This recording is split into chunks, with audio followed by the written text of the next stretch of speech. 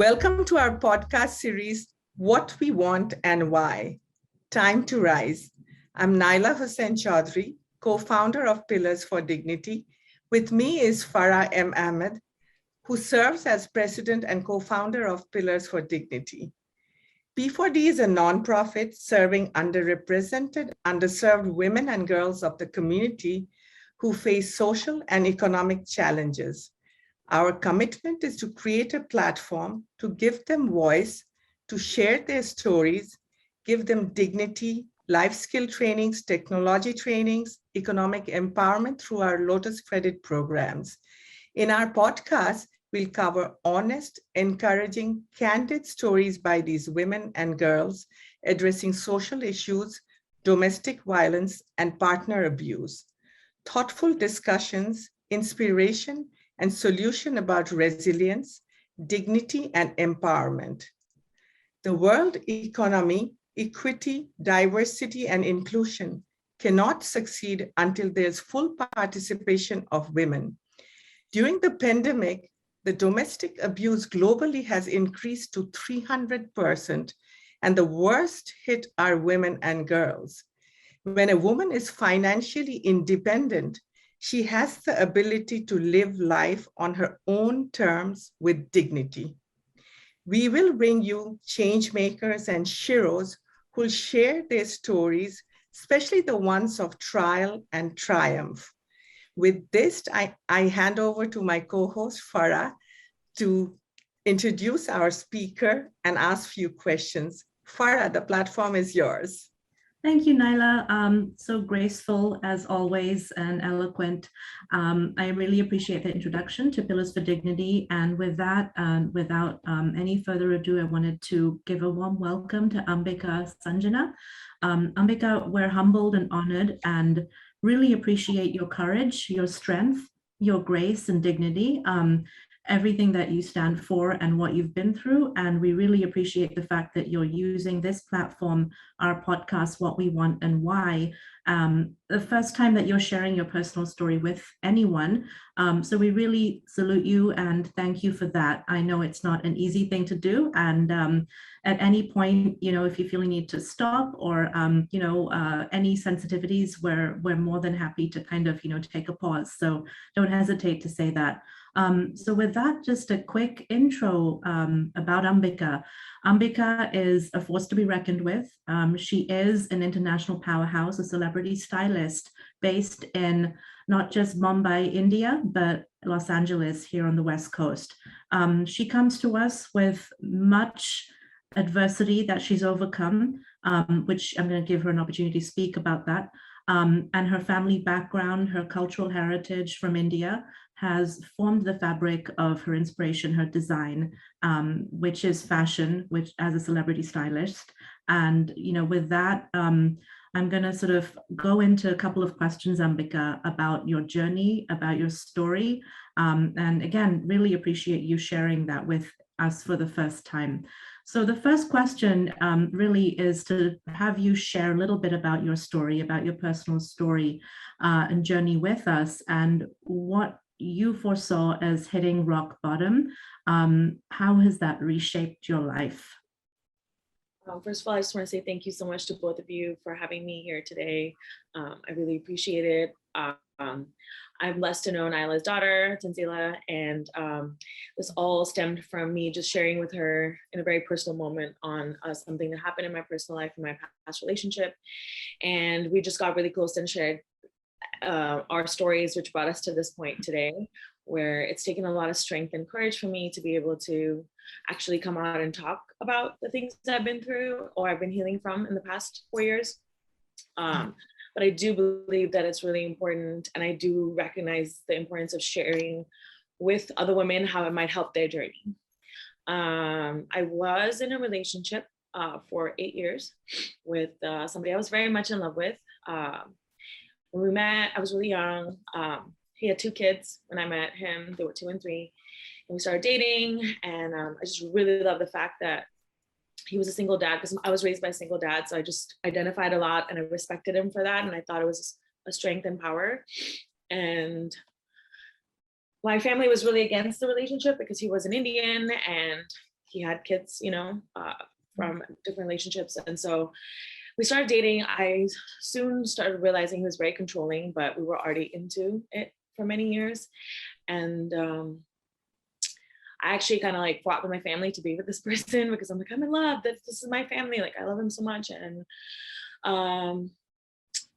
very soon I started noticing he was very controlling. We both work in entertainment. He would always like make comments about what I was wearing to work. Like, why are you dressing up to work? Who are you putting makeup on for? Are you trying to impress someone at work? And I'd just be like, no, I'm a stylist. Like, I have to look proper. Otherwise no one's going to hire me. And it just got worse and worse. It started out with an arm twist, and it just got, every time he got more mad, it would be a slam against the wall, then a punch in the face. And people started noticing, you know, something's wrong with this girl. Like, I would come to set, like, I'm at the Oscars, it's supposed to be formal and I'm supposed to be composed, and my phone smashed and I have black eye. And it's like, it was really, really, it was very tumultuous, like what I went through back and forth with him. I tried to leave a couple times. By this time I'd already like fought with my whole entire family and friends and moved in with him. And being tied financially together and living in the same place, and the fear of what's everyone to say, like, here I went to and fought with the whole world and saying this is the greatest guy in the world, and now what am I going to say? I'm stupid. Like, no, actually he's really abusing me. So it just got worse and worse over the years. I think I slowly started losing all my family and friends because nobody believed me anymore. They try to come and help me, and then I'd get better, and then I'd go back to him. And so it was just like a cycle that just kept going on again and again. One of our last, I think this is my rock bottom moment, was I knew that it was toxic. I knew that it was really bad for me and was hurting me. I'm like concussions and like really bad stuff. But on our last instance together, or time together where we reconnected, I actually ended up getting pregnant, and I was pregnant with twin girls, and I was 4 months pregnant, and he had one of his episodes where actually in the car trying to talk about, what do we do? You know, like, we have to do something. I said, I'm too old. Like, I don't believe in, I'm not going to go back from this decision. And he got really mad at me, locked me in the car, and started having a fight, and I was trying to escape from him. And we're driving the freeway, and he opened the door and he just pushed me out of the car.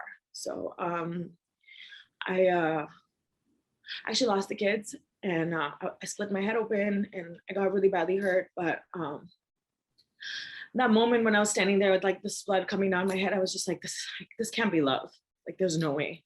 There's no turning back from this. And if this person who says he loves me knows this is everything I want as family, they would never do this to me, you know? And I don't care what anger is, but that's not how you treat people. So that was my rock bottom moment. And that was the end of it. And I've been spending the past 4 years healing from it. And I was ashamed about it. I never was able to talk to it. I actually like went to work pretty soon, 2-3 days after I miscarried. And I was in so much pain and confusion and hurt, but I was still at work trying to pretend I was okay, because we're taught to just like, how am I going to say, what am I going to say? What am I going to do? And I just knew that there was a disconnect, because women, I mean, I didn't make a mistake. I was with this person for 8 years, you know? So I didn't make a mistake. I love this person, but there's stigma behind it. There's like, what are people going to say? They're going to judge me. No guy's ever going to date me again. And thankfully to Nyla and Tanzila, I was able to have the courage and strength to talk about it, because I see how much impact it makes to share your story. And maybe you hear someone else's story and gives you strength to be like, I'm not weird. Like, if someone's mom also experienced tough things, and my friend who's I respect and older than me has a whole life after, then maybe I could do it too. So that's like my story. Ambika, I'm moved. I've heard tidbits from Nyla before, like over the past couple of months that I've been working with her, and hearing you for the first time, I'm actually quite speechless. I'm sorry. It's very moving, and I really want to say that what you're doing is so remarkable and brave and courageous, and just, you know, sharing your story. You give strength to many women out there. Nyla and I, you know, and friends and family we know have our own personal stories, and I think it takes a village, and strength in numbers with women like yourself and Nyla and so many others that give that strength and encouragement and inspiration to more that are going through this right now. And I'm hoping that they're hearing you. And, I think there's good that can come out of what you're doing, where you can motivate and inspire others to seek help and get out of abusive relationships that they're in. So thank you so much for what you just shared. I truly believe that it will help, actually the first time I ever talked about this, like gave me like, as almost like a huge weight had been lifted off my shoulders. And I was telling Nyla about this, that after our relationship, I never talked about it. And then like after the end of it, I cut him off and we never talked about it. And 4 months later, a few months later, he got married. And I was just like, wow, we were together 8 years and you just get married to somebody right soon after. And I just, all I wanted to do was reach out to her and be like, please be careful, because she had a daughter. I'm like, please, everything in me wanted to reach out to her and be like, please, not, I bless your marriage, but please know that like you have a daughter and this man is like really sick, like he needs help, And he did the same thing to her and a kid.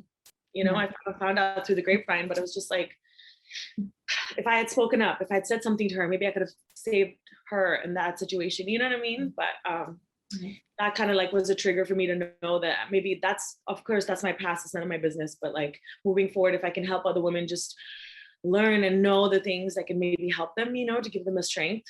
That I feel like I want to spend the rest of my life doing that, because all the events that went around this relationship and what he did to me have affected my life and will continue forever.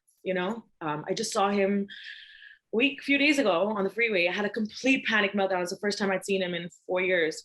And I called Nyla and I was panicking and she helped me breathe and calm down. And I was shaking and I realized like I spent 4 years healing, therapy, everything, and like one instance can evoke that again. So it's not something that I'm gonna spend the rest of my life hopefully constantly healing from it. So if I can, my story, and we can all together help other women know that it's not a one-time thing. It's like we're always gonna need support forever. Like that's a really important lesson.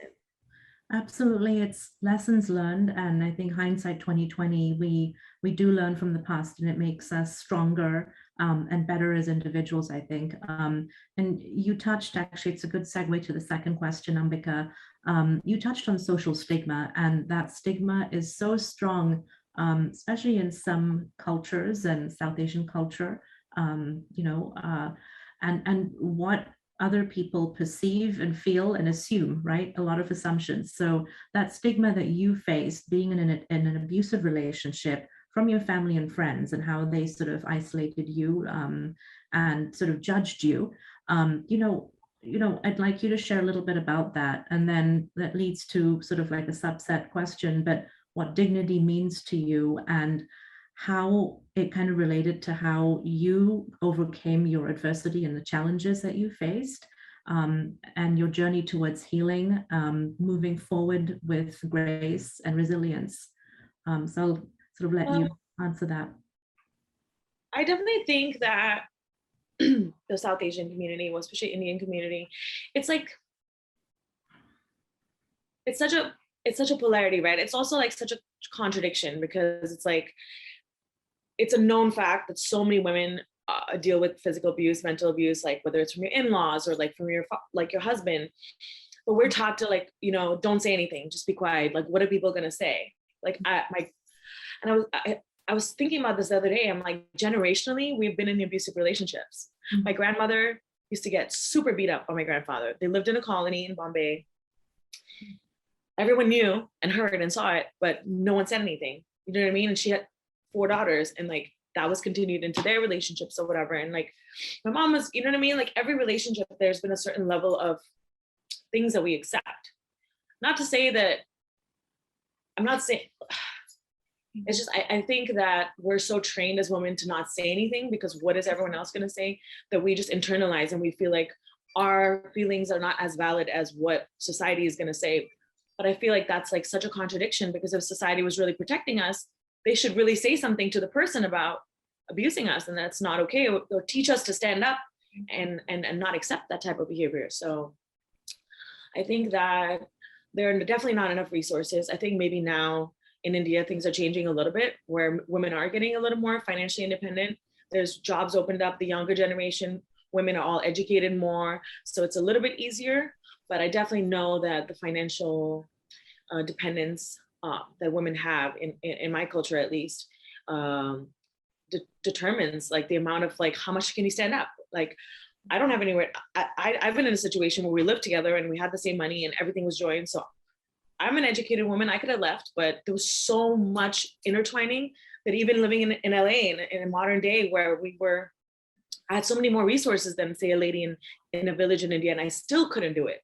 So I can't even imagine a woman living in a village in India and what would she be able to do, you know? So I wasn't aware of the resources, you know, I didn't know that there were amazing foundations like yours. I didn't even know that, you know, I could talk about things or have resources to be able to, a platform or until much later. So I think it takes meeting one person who tells you about it, and then you like kind of do your research, and then you go to a women's shelter, whatever, like the different routes that you can go. But it always just takes that one person or that one thing that you're like, oh, okay, there is resources available, and then gives you the strength because you like. For me, the biggest strength has been talking to other women or learning about foundations like this. I just felt like I was the only one in the world for a long time. I was just like, no one else is. I mean, this is terrible. Nobody can be going through this like me, you know. And when you get stuck in that mindset, you're just like, you're in your own little bubble. And I feel like once you can relate and be like, oh my God, there's other women, and then they tell you what they did, that gives you the strength to be able to be like, okay, I'm not alone. I think that's the most important thing, realizing you're not alone, and a lot of people are going through it. Absolutely. And Ambika, again, I salute you. You're so brave. And you mentioned the resources. That actually leads to the third and final question. But, you know, in your journey, in your personal story here, what were the resources that you utilized, were available to you? I know Nyla's been a strength of inspiration to you as well, in helping you and guiding you through this. But sort of living across different continents can't be easy either. And also just given the cultural background and the mindset that you used to, sometimes it's not easy to just call up a women's shelter and say, hey, I'm being abused. So I wanted to just, you know, if you don't mind sharing some of the resources that helped you personally. I think the first immediate resource to get me out of my situation was my friends. Like I had one really close woman friend who had also been through something similar. And she was just like, had a like reality check moment with me. She's like, it was a huge episode. We had gotten into a huge fight. He smashed my head on the ground. I had a concussion. Like it was really bad. And I was like, she's like, you can't live like this anymore. So next day when he was at work, I just she came to my house, packed everything and put it in storage. Just having that one friend to help me just remove, like I just never knew how I could do it. And within 8 hours, we just managed to do, like I was out. And once I was out, it was a little bit easier for me to like plan. But I did call a women's shelter, and there was hotlines available. And talk to them about what I could do and, you know, the avenues that I could go through. I put a restraining order against him, which really helped a lot, because I feel like even though they might have access to you, you knowing that legally they're not allowed to, like you're not supposed to have, because a huge part of the healing is disconnecting yourself from the person. Yeah. Because when you're alone, it's almost like so sad that they manipulate your mind into thinking that you can't live without them. Like, how can you go on? And then when you get to a low point, all you can think about, I don't know, when I was sad, all I could think about was the good times with him. And it was so, I'm like, he just smashed my head in the ground. Like, why am I not thinking about that? But then I realized I actually need help. So I did therapy for like a while. You know, I did women's groups. I sat around with women from all ages, from like older ladies from like 70s to like younger girls in their teens. And we sat around in circles and talked about like actually the effects of this interaction on us and how it's like a cycle. And that really helped me put things in perspective, to know that it wasn't like me, you know what I mean? Like, oh, and it wasn't him either. It was just like, it was just the cycle that we were in, and we both had to break it. I still don't believe that we didn't love each other. I know that we did, but it's just like, he was not well and I wasn't not well either for accepting it. And so that interaction was just really negative. So I want to do more. I want to, you know, I want to help other girls. Like, I feel like I feel like I've heard so many more situations of friends of mine being in these situations now with everyone stuck in the house with the pandemic. And I just feel like if there's ever a time, like I'm finally not embarrassed to talk about it. I actually just talked about it yesterday or the day before yesterday with a really close friend. And it wasn't even like a, woe is me. It was like that was part of my life. And it made me the woman I am today. And I'm not embarrassed of it anymore, And they were like, oh my God, I didn't even know you went through that. I'm like, it's nothing to be sad about. I experienced something and I grew from it and I feel stronger. And now it's my time and I was talking about this Zoom and I was like, now it's my time to share and help. I feel almost like a rebirth kind of a thing, even though I had that episode and I called you, Nyla, the other day and just like freaking out. That to me even was like such a growth because I'm like, she identified to me. She's like, yes, it's a reminder that we still have more work to do. And so I was like, even though I thought I was 100% healed, I didn't know that I was in a much better place, Yeah. That's so true. And I know, for instance, sometimes you have to be completely shattered and broken down and reach your lowest point before you can actually build yourself back up, which is what you've done. And it's been remarkable. So thank you again. No more questions from me. I'm so inspired and just encouraged by your words. And I know you are helping many others just by sharing this story, Ambika. It's, Nyla and I talk about this all the time. It takes a village. It's one woman, one family, one community, and it's a trickle-down effect. So by you sharing your story today and all our viewers hopefully seeing this and getting inspired and seeking the help if you need it, if you need any resources, please reach out to Nyla and myself. And with that, I'll turn it back to Nyla and Ambika. Yes, thank you. You're an advocate and you're a change maker. So thank you again. Thank you. Thank you, Sanjana. Well, as always, you've touched my soul every time I hear, but I keep on praying and guiding through a collaboration where I know you'll reach your highest self. You're super talented, you're exceptional, and you're the epitome of time to rise where people can see and get inspired by you. And I pray for your resilience, courage, your bravery, like Farah has said, happiness and success, because you're on the climb and above. So you are really an inspiration to many. And I hope, like you, many women come forward and get out of abusive relationship. It is not a taboo like people think that they cannot, because above everything is your dignity is within you. Only you will understand the time and the time to go forward and shine and inspire others. And thank you so much for being with us. I'll speak a bit about dignity because that is what actually is, when we talk about so much poverty we work in, but poverty of mind is void dignity and hope. And that is when you dip in, and that is where you have to get out from, like a lotus, like we symbolize, each one of us. And I would say human dignity is interrelated with human rights and peace. And we work towards it, and with our commitment to UN also, and the 17 Sustainable Development Goal, where human rights is such a big issue, and dignity and self-esteem is a big part of that human right. And like I would say, dignity has to be realized within. It has to be actualized with action of what we do each day. And there's a famous quote Dr. Betty Reardon says, and she's the founder of the International Institute of Peace.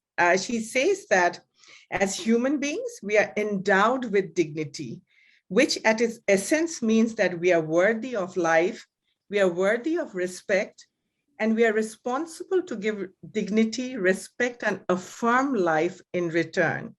Those are the intentions that require reflection and action. It is a continuous work to build dignity. And no matter what we say, people who are in a relationship, to even realize, because people around us makes us realize, no, that is life, till we realize, no, it is not. We have to rise above. That is the bottom, rock bottom, and then you get up to breathe. And that is what you are. And for us, we, Farah and me from Pillars for Dignity, we are firmly committed to building, supporting, empowering, and realizing actualization of human dignity through our trainings and programs and projects. And hope, Ambika, you'll be with us in this journey, which I hope, and I know you will be. And for your info, Ambika wants to be an ambassador and help us sort of promote our projects and be part of it as an advisor herself. And to all our listeners, before we end, I want to say stay safe, stay positive. Please take care during the pandemic because we are definitely stronger together. To hear our podcast, tune into iTunes, Spotify, Google, YouTube, Vimeo, Apple Podcast, and our website, www.pillarsfordignity.org, and all P4D social media. Thank you very much.